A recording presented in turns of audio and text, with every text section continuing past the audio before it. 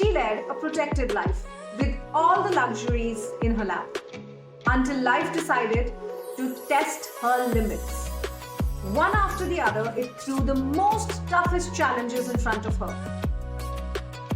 Did that break her down? Did she give up? No, she did not.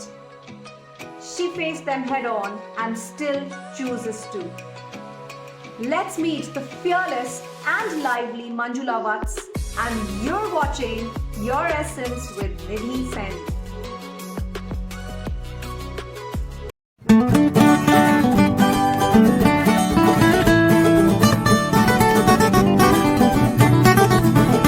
Hello guys, welcome to Your Essence with Nidhi Seni, and today we are going to meet another dear friend of mine, Manjula, and we've also worked together in the past. So welcoming Manjula here. Hi Manjula, welcome. Hi Nidhi, how are you? I'm good, wonderful to have you here. So let's start straight away. Manjula, अपने बारे में कुछ बताओ सबको. हाँ निधि, शुरू से थोड़ा सा बताऊंगी. बहुत छोटी उम्र में मेरी शादी हुई थी. मैं सिर्फ 19.5 साल की थी जब मेरी शादी हुई और अच्छा परिवार मिला. बहुत हैप्पी सब कुछ था, कोई प्रॉब्लम नहीं थी. 10 महीने ही निकले थे और मेरे घर में एक प्यारी सी बिटिया आई, चारू, और हम बहुत खुश थे. दावत वगैरह भी हुई जो कि बेटियों के होने पे आम घरों में नहीं हुआ करती थी उस समय मेरी फैमिली में. तो बहुत जश्न मनाया गया. लेकिन 2 महीने बाद ही मुझे किसी ने कहा कि तुम्हारी बेटी जो है वो थोड़ी-सी हमें अलग लगती है. तो उसका सिर यहाँ से थोड़ा ऊँचा था और आईज़ स्क्विंट थी. तो घर में मम्मी को बताया तो उन्होंने कहा कि नहीं ठीक है. लेकिन थोड़े दिनों में हम डॉक्टर के पास गए, इंजेक्शन लगा और हमें पता चल गया था कि हमारा बच्चा जो है वो स्पेशल बच्चा है. शी वाज़ एथिटॉइड चाइल्ड, माइक्रोसेफोली उसको प्रॉब्लम था. टोटली बेड रिडन वो सारी जिंदगी रहने वाली थी. हमें बहुत रूडली बता भी दिया गया था, बिल्कुल ब्लंट होकर के डॉक्टर्स ने बता दिया था. और उस वक्त तो कुछ समझ नहीं आया. 1 महीने के अंदर सब कुछ ऐसा हो गया, वो खुशियां सारी 1 मिनट में सब कुछ खत्म हो गया. और काफी टाइम, 2 महीने 3 महीने का मुझे समय लगा कि ये क्या हो गया, कुछ समझ नहीं आ रहा था. लेकिन शी वाज वेरी ब्यूटीफुल, बहुत प्यारी थी वो. तो हम उसे डॉक्टर्स के पास ले जाना शुरू हुए. पीडियाट्रिशियंस को दिखाया, उन्होंने हमें गाइड किया. फिर हम उसे फिजियोथेरेपी सेंटर्स में ले जाना शुरू हुए, ऑक्यूपेशनल थेरेपीज और बहुत कुछ उसके साथ के लिए फिर शुरू हो गया. फिर उसी के साथ-साथ मैंने as a social worker in NGOs में भी काम किया. एक कृति नाम से एक एनजीओ थी, उसमें मैं parents coordinator as a social work मैं वहाँ जाया करती थी. एसएसएनआई एक इंस्टीट्यूट है, वहाँ भी मैं अपनी बेटी को लेकर गई.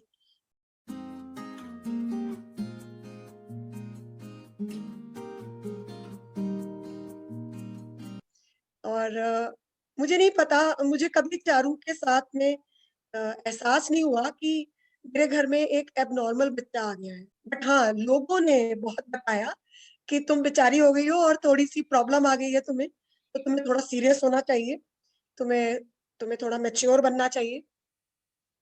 बट ऐसा कुछ हुआ नहीं, मैं आज तक भी वैसी हूँ, ज़्यादा मैच्योरिटी आई नहीं. तो उसी बीच मेरी 2 बेटियाँ और हुई.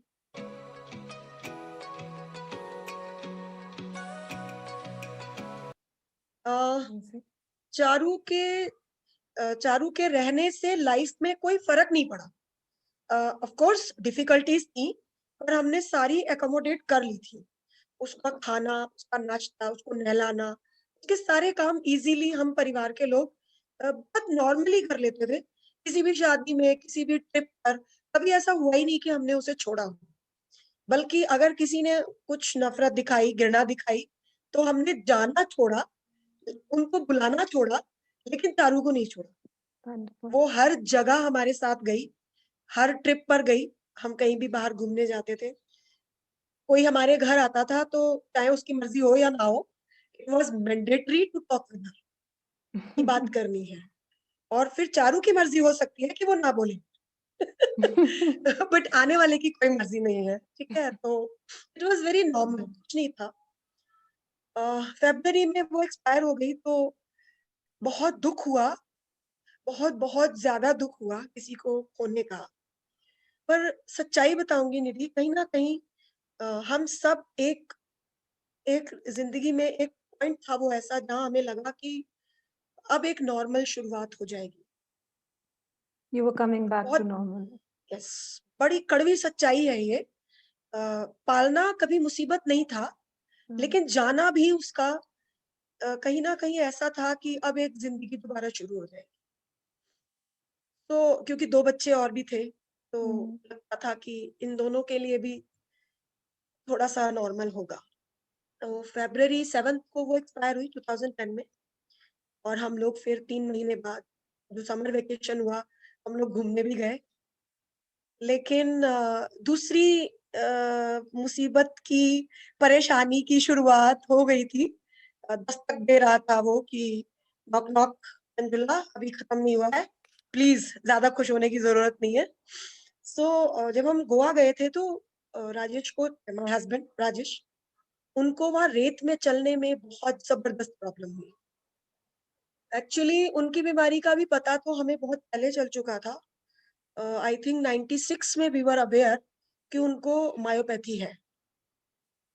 बट क्योंकि एज बहुत कम थी और सारा फ़ोकस चारू पे था और ही वाज़ नॉर्मल, सब कुछ चल ही रहा था।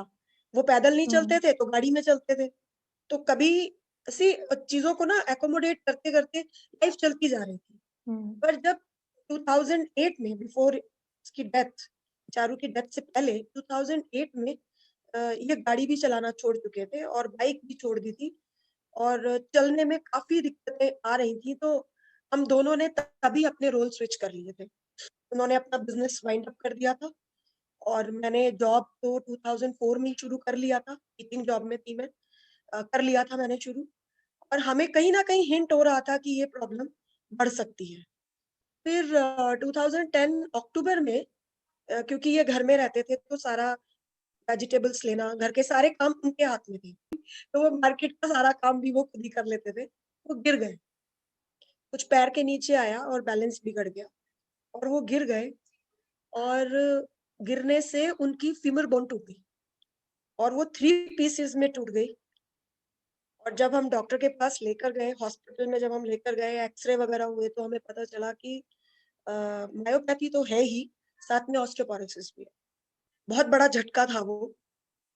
अ, 2008 में बिज़नेस बंद होने से एक फाइनेंशियली बहुत बड़ा झटका था। 2010 में बेटी के जाने का एक बहुत बड़ा एक और झटका था।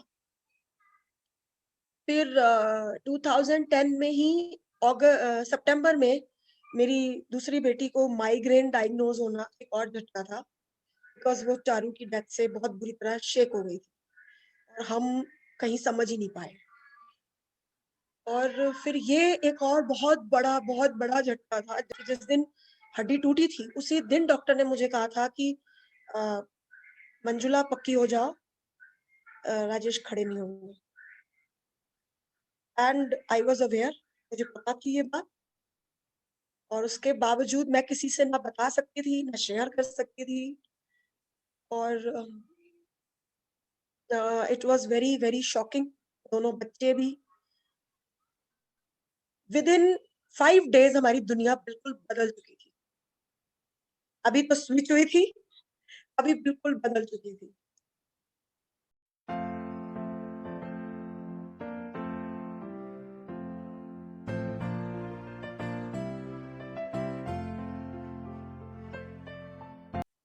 It was very, very difficult. पूरे घर की ज़िम्मेदारी मेरे सिर पर आ गई थी। My parents were there for 6 months, और बहुत सारे लोग हैं मेरी ज़िंदगी में निधि, जिन्होंने मुझे बहुत सपोर्ट किया है। इतने सारे लोग हैं कि नाम गिनाने शुरू करूँ तो एक बहुत लंबी लिस्ट तैयार हो जाएगी। क्योंकि कंट्रीब्यूशन तो छोटा-छोटा भी होता है। बिल्कुल, अगर कोई मेरा बिल्कुल, दुःख भी सुन रहा है, उसका भी कंट्रीब्यूशन है। अगर सच कोई में। मेरे लिए एक दिन जाकर दवाइयाँ ले आया, उसका भी कंट्रीब्यूशन है। और यहाँ बहुत तो ऐसे लोग भी थे कि मैं स्कूल में हूँ और इनको वॉशरूम जाना है और अटेंडेंट आया नहीं, तो मेरे नेबर्स वो आकर के उनका काम कराते थे। वाह! I am really really thankful for those people जिन्होंने मेरी उस समय पर इतनी मदद की है कि मैं कितना भी शुक्रिया अदा करूं वो पूरा नहीं एंड पड़ेगा। आई एम श्योर यही इसी रीजन से आप आगे बढ़ने की वजह से लाइफ और Yes. नॉर्मल, क्योंकि लाइफ तो चेंज हो ही गई थी, सो आई एम श्योर ये आपको नॉर्मल लाइफ, इसको नॉर्मल बनाने में बहुत हेल्प किया होगा। यस, नेगेटिविटी भी बहुत थी निधि, बहुत सारी थी। लोगों ने इतना भला बुरा कहा कि वो भी आज तक मुझे याद है, भूलता नहीं है, ठीक है। लेकिन अ, मेरा मानना है कि मैंने किया भी है, मैं बहुत डिप्रेशन में भी रही हूँ। ऐसा नहीं कहूंगी कि बड़ी स्ट्रांग पैदा होते से ही थी, ऐसा लाइफ है। कुछ नहीं है। हाँ, मैं बहुत बिल्कुल। डिप्रेशन में रही हूँ। मैंने अपनी काउंसलिंग सेशंस भी कराए हैं। लेकिन जब भी कहीं गई हूँ काउंसलिंग कराने तो वो पहले यही कहते थे कि सबसे बड़ी बात ये है कि आप फिर से उठना चाहते हो, तो फिर आपके लिए डिप्रेशन कोई मैटर ही नहीं करेगा। बिल्कुल। तो बहुत बहुत इतने में भी इतना होने पर भी फाइनेंसेस में बहुत प्रॉब्लम थी। बच्ची 10th में थी मेरी, मुझे दिख रहा था आगे उसको पढ़ाना है। छोटी वाली भी मेरी एडीएचडी बच्चा है, वो भी स्पेशल है, लेकिन वो डिफरेंट वे में स्पेशल है। शी इज एब्सोल्युटली फाइन, बस एक लर्निंग डिसेबिलिटी है उसकी। तो बहुत डिफिकल्ट है ये सारी चीजों को लेकर के आगे बढ़ना, but because of my friends, very good friends, जिन्होंने मुझे हमेशा सपोर्ट किया। एंड आई एम श्योर ये जो एक्सपीरियंसेस हैं, ये जो सपोर्ट आपको मिला है, और इवन जो लोगों ने आपको पुल डाउन भी किया है, बार बार सुनाकर, I have work with you Manjula. मैं आपके साथ, मतलब मैं सब लोगों को जो देख रहे हैं, मंजुला की लाइफ में आई एम श्योर आप सुन चुके हैं कि जिस तरीके के चैलेंजेस रहे हैं, अकेली कमाती हैं, अपने चार मेंबर्स, 4 मेंबर्स फैमिली है, एंड बहुत अच्छे से हैंडल कर रही है। I have always seen a smile on her face. Manjula के चेहरे पर मैंने कभी भी, आती है शिकन, लाइक नॉर्मल होता है हम लोगों के साथ, लेकिन हमेशा ये जो चेहरा अभी हंस रही है, this is exactly what Manjula is, मैं सुनती हूँ निधि, मुझे बहुत लोगों ने कहा है क्या है हर समय दांत ही फाड़ती रहती, कभी तो पता चले कि तुझे कोई दुख भी हो रहा है।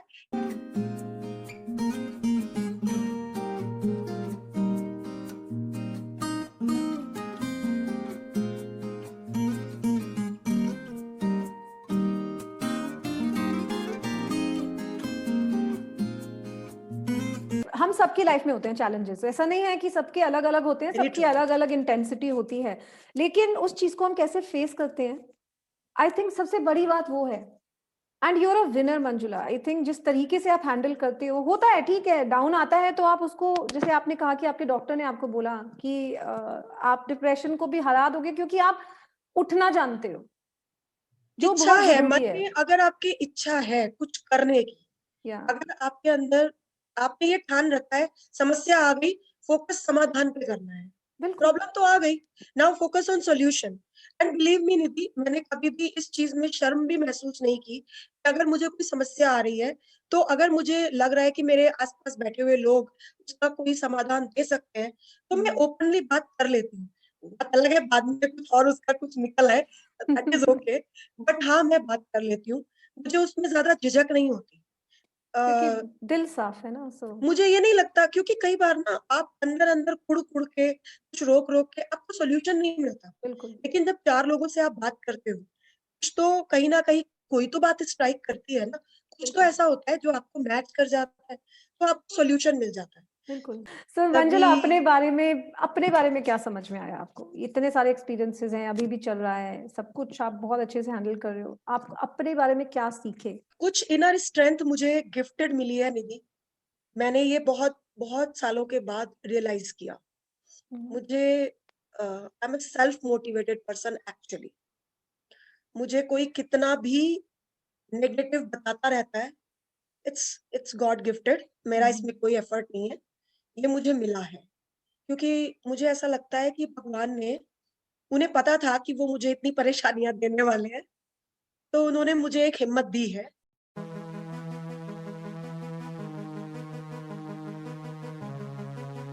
जो लोग सुन रहे हैं, जिन लोगों को शायद इससे थोड़ा सा हिम्मत मिली हो, क्या मैसेज देना चाहोगे? बी स्ट्रांग, ये तूफान है, गुजर ही जाएगा। और जरूरी नहीं है तूफान में पीछे कंकड़ पत्थर ही रह जाए, कभी कभी तूफान के निकल जाने के बाद कीमती चीजें भी हाथ में आ जाती है। जैसे आप बहुत स्ट्रांग हो जाते हो, आपकी फैमिली में बॉन्डिंग बहुत अच्छी हो जाती है, शायद नॉर्मल फैमिलीज में ना हो, जो कि जब आप परेशानी में होते हो आप ज्यादा एक दूसरे के नजदीक होते हो। वंडरफुल। और आपसी प्यार, आपसी मोहब्बत, परिवार का इकट्ठे होना, ये बहुत बड़ी बात होती है।